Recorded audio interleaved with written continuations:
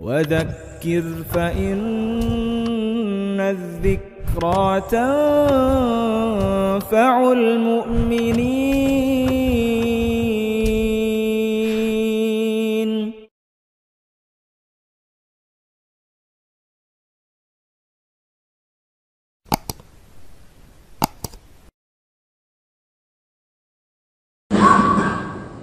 الحمد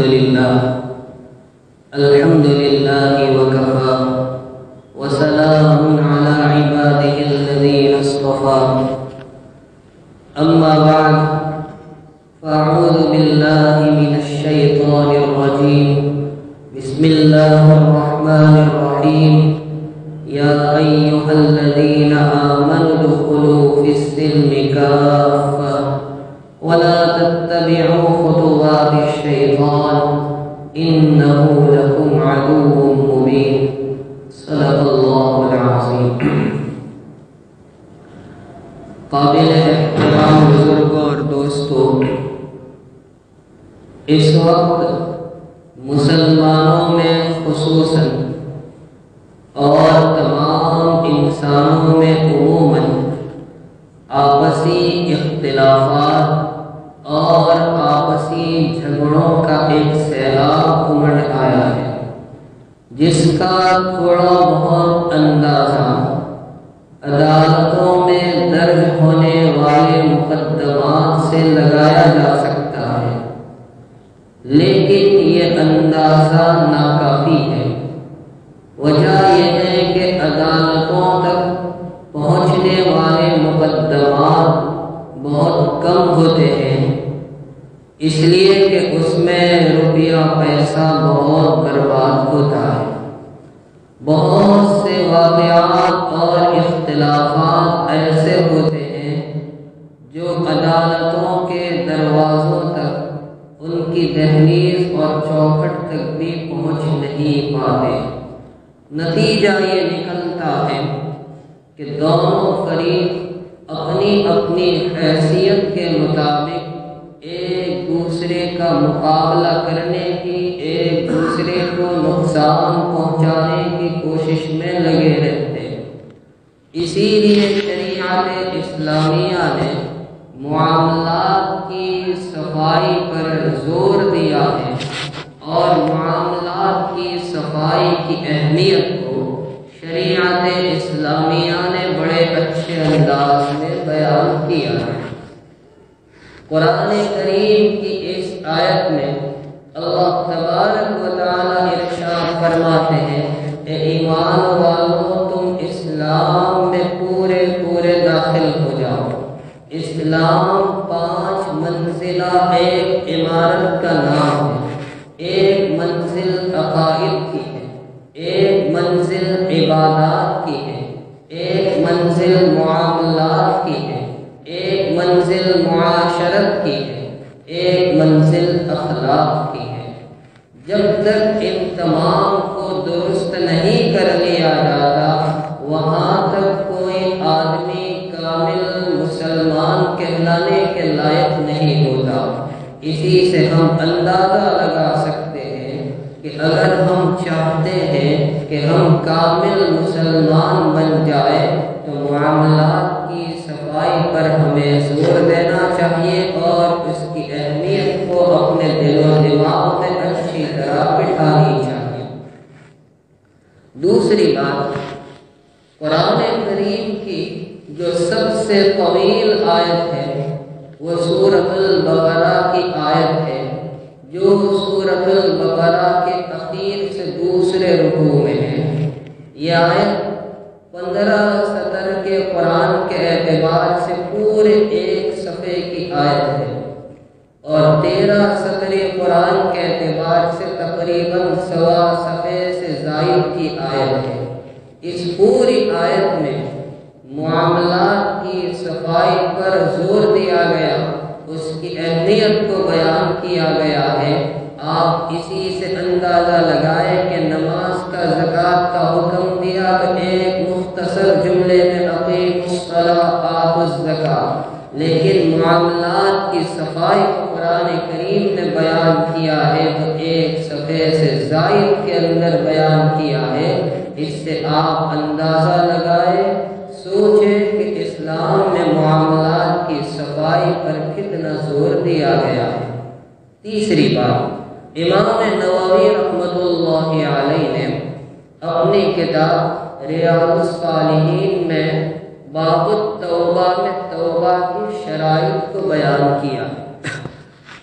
ایک ہے حقوق اللہ، ایک ہے حقوق العباد۔ اگر حقوق اللہ سے توبہ ہے تو 3 شرطیں وہاں رکھی گئی کہ بندہ اس گناہ کو چھوڑ دے، اس پر ندامت اور شرمندگی اختیار کرے اور آئندہ نہ کرنے کا پختہ عزم اور ارادہ کرے۔ لیکن اگر کوئی حق ایسا ہے جو اللہ کے حق سے نہیں بلکہ بندوں کے حق سے وابستہ ہے تو وہاں شریعت اسلامیہ نے ان 3 کے علاوہ ایک چوتھی شرط بھی لگائی ہے کہ جن جن کا حق ہے ان کے حقوق کی ادائیگی کا اہتمام کیا جائے۔ تو آپ تھوڑی دیر کے لیے سوچیں کہ اگر گناہ ایسا ہے کہ اس کا تعلق اللہ کے حق سے ہے تو وہاں 3 شرطیں، اور اگر گناہ ایسا ہے کہ اس کا تعلق بندے کے حق سے ہے تو وہاں توبہ کے لیے 4 شرطیں۔ آخر ایسا کیوں؟ اسی سے معلوم ہوگا کہ اسلام میں معاملات کی صفائی کی کتنی اہمیت ہے۔ چوتھی بات، ہمارے یہاں مدارس اسلامیہ میں ایک کتاب پڑھائی جاتی ہے ہدایہ کے نام سے۔ یہ کتاب 4 جلدوں میں ہے، 2 حصے 1 سال پڑھائے جاتے ہیں، دوسرے 2 حصے دوسرے سال میں پڑھائے جاتے ہیں۔ ان 4 حصوں میں شریعت کے احکام اور مسائل کو ان کے دلائل کے ساتھ بیان کیا گیا۔ ان 4 حصوں میں سے فقط ایک حصے میں عبادات کے احکام اور مسائل بیان کیے، نماز ہو، روزہ ہو، زکوٰۃ ہو، حج ہو، صدقہ فطر ہو وغیرہ۔ یہ تمام مسائل فقط ایک جلد کے اندر آ گئے، لیکن معاملات کے مسائل کو 3 جلدوں میں بیان کیا۔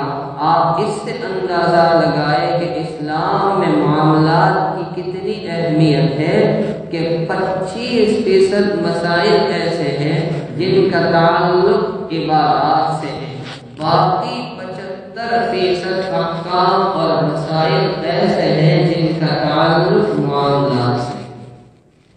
5ویں بات، اسی کتاب ہدایہ کی 3ری جلد میں صاحب ہدایہ رحمۃ اللہ علیہ نے ایک جملہ نقل کیا ہے، فرمایا وحق العبد مقدم لحاجتہ، بندے کا حق اللہ کے حق پر مقدم ہوتا ہے بندے کی حاجت کی وجہ سے، اس لیے کہ بندہ محتاج ہے، اللہ محتاج نہیں ہے۔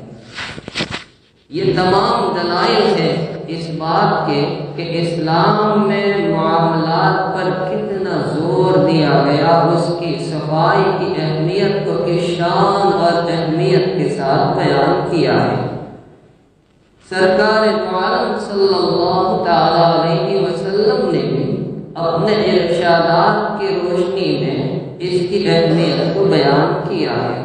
چنانچہ مسلم شریف کی ایک روایت ہے، جناب رسول اللہ صلی اللہ تعالی علیہ وسلم ایک مرتبہ تشریف لے جا رہے ہیں، آپ نے دیکھا ایک صاحب اناج غلہ بیچ رہے ہیں، آپ نے اس سے قیمت پوچھی، اس نے قیمت بتائی، پھر آپ نے اپنا دست مبارک اندر داخل کیا، اناج کے ڈھیر میں غلے کے اندر داخل کیا تو کچھ اناج تر معلوم ہوا۔ آپ نے پوچھا یہ کیا؟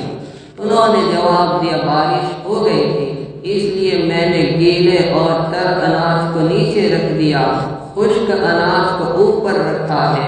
آقا صلی اللہ علیہ وسلم نے ارشاد فرمایا من غش فلیس منا، جو دھوکہ دے وہ ہم میں سے نہیں ہے۔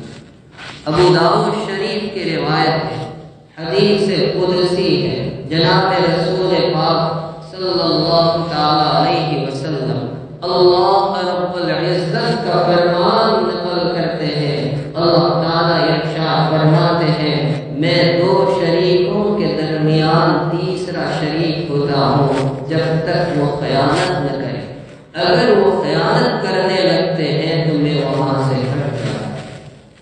اسی طرح حضرت سلمہ ابن الاکوع رضی اللہ تعالیٰ عنہ کی روایت ہے، حضرت نبی کریم صلی اللہ تعالیٰ علیہ وسلم کے پاس کچھ حضرات بیٹھے، ایک جنازہ لایا گیا، نبی علیہ السلام سے درخواست کی گئی کہ آپ جنازہ پڑھا دیجئے۔ نبی علیہ السلام نے فرمایا کہ کیا ان پر کچھ قرض ہے؟ لوگوں نے کہا نہیں۔ فرمایا کچھ انہوں نے مال چھوڑا ہے؟ کہا نہیں۔ چنانچہ نبی علیہ السلام اٹھے، آپ نے جنازے کی نماز پڑھائی۔ پھر ایک جنازہ لایا گیا، آپ سے درخواست کی گئی کہ آپ نماز پڑھا دیں۔ فرمایا کہ کیا ان پر قرض ہے؟ لوگوں نے کہا ہاں۔ پوچھا آپ نے کہ کیا انہوں نے کچھ چھوڑا ہے؟ بتایا کہ 3 دینار چھوڑے۔ تو آپ اٹھے، نماز پڑھا دی کہ ان میں سے قرض ادا ہو سکتا ہے۔ پھر ایک تیسرا جنازہ لایا گیا، نبی علیہ السلام سے درخواست کی گئی کہ آپ نماز پڑھا دیں۔ آپ نے فرمایا کیا ان پر قرض ہے؟ لوگوں نے بتایا ہاں۔ کہا انہوں نے کچھ مال چھوڑا ہے؟ کہا نہیں۔ آپ نے صحابہ سے فرمایا تم پڑھ لو نماز۔ نبی علیہ السلام نماز پڑھانے کے لیے نہیں اٹھے۔ حضرت ابو قتادہ رضی اللہ تعالیٰ عنہ نے ذمہ داری لی کہ آقا ان کے قرضے کی ادائیگی کا میں ذمہ دار ہوں۔ چنانچہ نبی پاک صلی اللہ علیہ وسلم اٹھے اور نماز پڑھائی۔ آج ہمارا حال کیا ہے؟ وہاں نبی کریم صلی اللہ علیہ وسلم قرض کی ادائیگی کا انتظام نہ ہونے پر نماز پڑھانے کے لیے آگے نہیں بڑھے۔ آج ہم کتنے معاملات ادھار میں طے کر لیتے ہیں اور پھر دنیا سے چلے جاتے ہیں اور وہ معاملات وہیں کے وہیں رہ جاتے ہیں، اور پھر یہی معاملات ہمارے لیے عذاب قبر کا سبب بن جاتے ہیں۔ معلوم ہوا کہ سرکار دو عالم صلی اللہ علیہ وسلم نے اپنی احادیث کی روشنی میں معاملات کی صفائی پر زور دیا اور اس کی اہمیت کو اجاگر فرمایا ہے۔ آج ہمارا حال یہ ہے کہ ہم کسی کی دینداری کو، کسی کی نیکی کو عبادات کی کسوٹی پر پرکھتے ہیں۔ کسی کو ہم نے شرعی لباس میں دیکھا، کسی کو ہم نے پیشانی پر سجدے کے آثار دیکھے، نصف پنڈلی پر اظہار بندی ہوئی دیکھی، دیکھا کہ تعلیم و تبلیغ سے بھی وابستہ ہے، خانقاہوں سے بھی وابستہ ہے، ہم اس کے بارے میں دیندار ہونے کا فیصلہ کر لیتے ہیں۔ یہ بات ٹھیک ہے، لیکن اصل دینداری کا فیصلہ عبادات کو دیکھ کر نہیں بلکہ معاملات کی روشنی میں کیا جائے گا کہ معاملات کیسے ہیں۔ چنانچہ کنز العمال میں حضرت عمر فاروق رضی اللہ تعالی عنہ کا یہ فرمان موجود ہے، لا یغرنک صلاۃ احد ولا صیام من شاء صلى ومن شاء صام ولا دین لمن لا امانۃ له، کہ کسی آدمی کی نماز اور کسی آدمی کا روزہ تم کو دھوکے میں نہ ڈالے۔ جس نے چاہا نماز پڑھی، جس نے چاہا روزہ رکھا، لیکن یاد رکھو جس میں امانت نہیں اس کا دین ہی نہیں۔ حضرت عمر فاروق رضی اللہ تعالیٰ عنہ کی عدالت میں، آپ کے دربار میں ایک آدمی گواہی دینے کے لیے آیا۔ حضرت عمر فاروق رضی اللہ تعالیٰ عنہ نے اس سے فرمایا کہ ہم تیری گواہی کو کیسے مانیں؟ کوئی تجھے پہچانتا بھی ہے نہیں، وہ اجنبی آدمی تھا، کوئی تجھے پہچاننے والا ہو ایسا کوئی آدمی لیا۔ چنانچہ وہ آدمی ایک دوسرے آدمی کو لے گیا، جس کو لے گیا تو اس نے اس آدمی کی تعریف میں قصیدے پڑھنا شروع کر دیے۔ حضرت عمر رضی اللہ تعالیٰ عنہ نے سن کر فرمایا کہ آپ جن کی تعریف کر رہے ہو کیا وہ آپ کا پڑوسی ہے؟ کہا کہ نہیں۔ اچھا کبھی سفر میں آپ کے ساتھ رہا ہے؟ کہا کہ نہیں۔ کہ پھر تم اس کو کیسے پہچانتے ہو؟ تم نے دیکھ لیا ہوگا مسجد کے کونے میں بیٹھ کر قرآن پاک کی تلاوت کرتا ہوا، اور تم نے اس کی دینداری کا فیصلہ کر لیا جب تم نے اس کے ساتھ سفر نہیں کیا اور تم کو اس کے پڑوس میں رہنے کا سابقہ ہی نہیں پڑا، کہ تم نے اس کو پہچانا ہی نہیں۔ اس کو کہا کہ تو نے پہچانا نہیں، اور جو لے کر آیا تھا کہ دوسرے بندے کو لے آ جو تجھے پہچانتا۔ عالم اسلام کے مشہور محقق علامہ ڈاکٹر یوسف القرضاوی حفظہ اللہ اپنی کتاب الاسلام بین الجمود والتطرف میں اپنا ایک واقعہ لکھتے ہیں۔ وہ فرماتے ہیں کہ میں اپنے ایک دوست سے ملنے کے لیے گیا، اس کی ملاقات کے لیے گیا۔ موسم ٹھنڈا تھا، سردی کا زمانہ تھا، کھانے کا وقت ہوا۔ میں نے اپنے دوست سے کہا کہ ہم ٹیبل کرسی پر بیٹھ کر کھا لیتے ہیں۔ اس نے کہا نہیں، سنت تو یہ ہے کہ زمین پر بیٹھ کر کھایا جائے۔ اس نے ان کی بات نہیں سنی، مجبوراً آنکھ کو نیچے بیٹھ کر کھانا پڑا۔ خیر جب وہاں سے واپس آئے کچھ دنوں کے بعد حضرت کو پتہ چلا، علامہ یوسف صاحب فرماتے مجھے پتہ چلا میرا وہ دوست کہ جس نے نہ موسم کی نزاکت کا خیال کیا نہ میری طبیعت کا خیال کیا اور مجھے زمین پر بیٹھ کر کھانے پر مجبور کیا، اس نے بہت سے لوگوں سے قرضہ لے رکھا ہے، اور جب قرض خواہ اس سے مطالبہ کرتے ہیں تو وہ ٹال مٹول کرتا ہے۔ کہا کہ ایک طرف تو سنت پر مجھے مجبور کر رہا تھا، اور جو چیز واجب ہے اس کی ادائیگی کا تو اہتمام نہیں۔ ہر چیز کو اس کے درجے میں رکھا جائے، سنت کو سنت کے مرتبے میں رکھا جائے، اور جو واجب اور فرض ہے ان کو اس کا درجہ دیا جائے۔ معلوم ہوا ان تمام احوال اور واقعات سے کہ اسلام میں معاملات کی صفائی کی کتنی اہمیت آئی ہے۔ آج ہم نے ان معاملات کی صفائی کو چھوڑ دیا، یہ خیال دل سے نکال دیا کہ معاملات اسلام کا اہم ترین شعبہ ہے، جب تک اس کو کامل طور پر ادا نہیں کیا جائے وہاں تک کوئی بندہ کامل مسلمان نہیں ہو سکتا۔ ایک واقعہ سنے جو حافظ ابن حجر نے اپنی کتاب الاصابہ میں لکھا ہے۔ ایک صحابی ان کا نام ہے حضرت صعب ابن جثامہ رضی اللہ تعالیٰ، اور ایک دوسرے صحابی ان کا نام ہے حضرت عوف بن مالک رضی اللہ تعالیٰ عنہ۔ ان دونوں کے درمیان دوستی بڑا عجیب واقعہ ہے۔ تو گہری دوستی تھی۔ ایک دن حضرت صعب نے اپنے دوست حضرت عوف سے کہا کہ آؤ ہم مل کر ایک عہد کریں۔ دوست نے پوچھا کہ کون سا عہد، کیسا عہد؟ عہد اس بات پر کرے کہ ہم میں سے جو شخص پہلے انتقال کر جائے گا وہ اپنے زندہ دوست کی خواب میں آ کر ملاقات کرے گا، اس بات پر ہم عہد کر رہے ہیں۔ حضرت عوف بن مالک کو تعجب ہوا کہ ایسا ہو بھی سکتا ہے، ہاں ہو سکتا ہے۔ اب اتفاق یہ ہوا کہ حضرت صعب کا انتقال پہلے ہوا، اور جس دن انتقال ہوا پہلی ہی رات میں آپ کے دوست عوف بن مالک نے آپ کو خواب میں دیکھا۔ پوچھا دوست کیا حال ہے؟ تو کہا اللہ تعالیٰ کے دربار میں مجھے پیش کیا گیا اور بڑی محنت و مشقت کے بعد میری رہائی ہوئی۔ کہا کیوں؟ دوسری طرف حضرت عوف نے دیکھا ان کی گردن پر کچھ داغ کے نشانات بھی تھے۔ کہ یہ کیسے ہے؟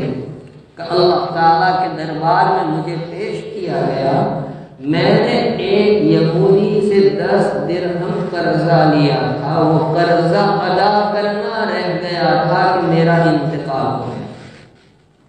تم جاؤ میرے گھر اور میرے گھر فلاں جگہ ترکش رکھا ہے، اس کو نکالو اور اس میں 10 درہم ہوں گے، وہ لے جا کر یہودی کو ادا کر دو تاکہ میرا قرض ادا ہو اور میرے لیے آسان۔ اسی طرح ایک اور واقعہ لکھا ہے کہ ایک عالم کا انتقال ہوا اور انہوں نے اپنے پیچھے اپنے متعلقین اور مریدین کا ایک بڑا دائرہ چھوڑا۔ ان کے انتقال کے بعد ان کے کسی مرید نے، متعلق نے آپ کو خواب میں دیکھا کہ کھلا میدان ہے، چٹیل میدان ہے، اور اس میں یہ عالم بزرگ جن کا انتقال ہوا تھا برہنہ بدن، کھلے سر، کھلے پیر، حیرت کے ساتھ، تعجب کے ساتھ دوڑ رہے ہیں۔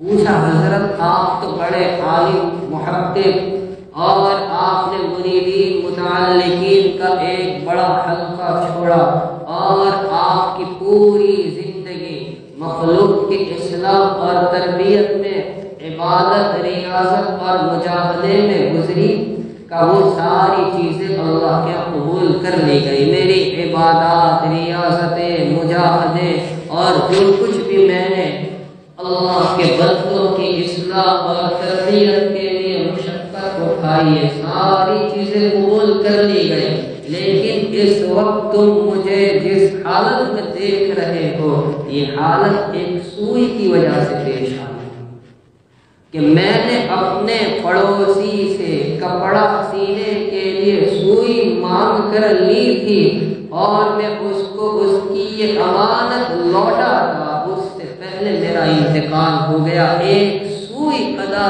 نہ کرنے پر میرے ساتھ یہ معاملہ ہوا ہے۔ تم میرے گھر جاؤ، میرے گھر میں فلاں طاق میں فلاں جگہ یہ سوئی رکھی ہے، وہاں سے اس کو لو اور میرے پڑوسی کو پہنچاؤ۔ یہ شاگرد، یہ مرید صبح ہونے کا انتظار کرنے لگا اور صبح ہوتے ہی اپنے شیخ کے مکان پر گیا، جا کر پوچھا کہ آپ کے یہاں فلاں کمرے میں فلاں طاق میں کیا رکھا ہے، کوئی سوئی رکھی ہے؟ لوگوں نے بتایا کہ ہاں ایک سوئی رکھی ہے۔ اس نے پوچھا یہ سوئی کیسی ہے؟ کہا یہ ہمارے پڑوسی کی ہے، کپڑا سینے کے لیے لی تھی اور کام ہو گیا، ہم دینا چاہتے تھے، اس سے پہلے حضرت کا انتقال ہو گیا، آنے والوں کا، ملاقات کرنے والوں کا سلسلہ شروع ہو گیا، ہم نے سوچا کہ کچھ فراغت اور فرصت ملے تو یہ سوئی پہلی فرصت میں ان کو پہنچا دے۔ تو مرید نے اپنے شیخ کو جو خواب میں دیکھا تھا وہ واقعہ سنایا، گھر والوں کو تعجب ہوا اور کہا کہ لاؤ وہ سوئی میرے حوالے کر دو۔ سوئی لی اور لے کر پڑوسی کو پہنچا دی۔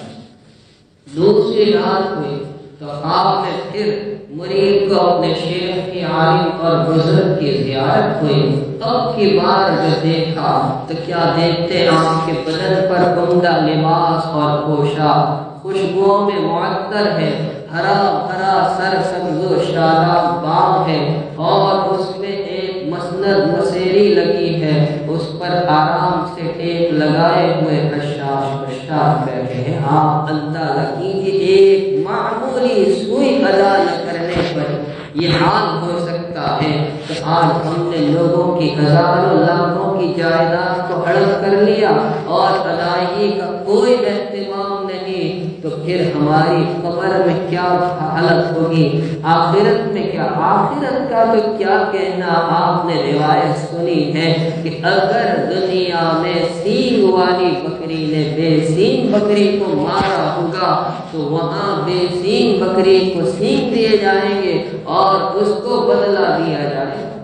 اور ایسے ہی آدمی کے بارے میں نبی پاک صلی اللہ علیہ وسلم فرماتے ہیں کہ میری امت کا سب سے بڑا مفلس یہی ہے۔ آپ نے پوچھا کہ جانتے ہو مفلس کون ہے؟ صحابہ نے یہی کہا جس کے پاس کچھ نہ ہو مفلس، فرمایا نہیں، میری امت کا مفلس وہ ہوگا جو خوب ساری نیکیاں لے کر آئے گا لیکن کسی کو قتل کیا ہوگا، کسی کو مارا ہوگا، کسی کا کوئی حق اس پر واجب ہوگا، اور ان سب کی ادائیگی میں یہ نیکیاں ختم ہو جائے گی، برسوں کی عبادتیں ختم ہو جائے گی۔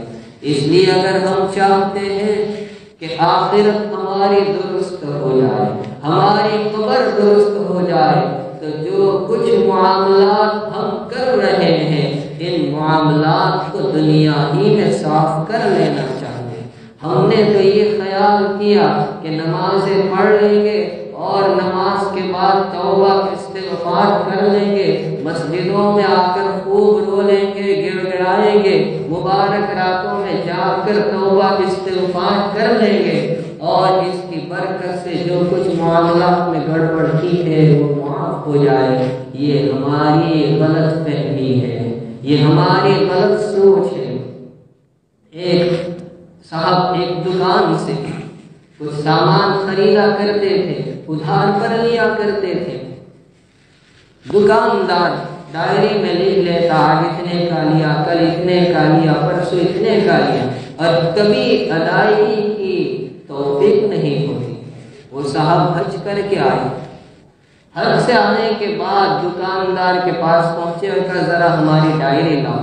دکاندار خوش ہو گیا کہ برسوں سے جو رقم نہیں لوٹائی تھی آج موقع ہے کہ حضرت حج کر کے آئے ہیں، توبہ کر کے آئے ہیں، تو آج ایک ہی دن میں مدتوں کا حساب ادا کر دیں گے۔ ڈائری کو بڑے میاں نے ہاتھ میں لیا اور جہاں اپنا نام لکھا تھا اس کے آگے حامی لگا دیا، یہ رہ گیا اور پھر اس کے حوالے کر دی۔ تو اس طرح سے معاملات کی صفائی نہیں ہوتی۔ معاملات کی صفائی اسلام کا اہم ترین شعبہ ہے اور شریعت نے اس پر بڑا زور دیا ہے۔ اللہ رب العزت ہمیں ان باتوں پر عمل کی توفیق و سعادت عطا فرمائے کہ ہم معاملات میں جو کچھ گڑبڑ کر رہے ہیں اس سے بچنے والے اور مرنے سے پہلے اس کی صفائی کا اہتمام کرنے والے بنے۔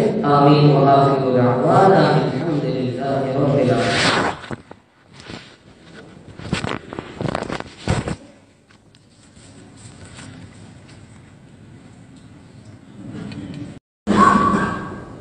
الحمد للہ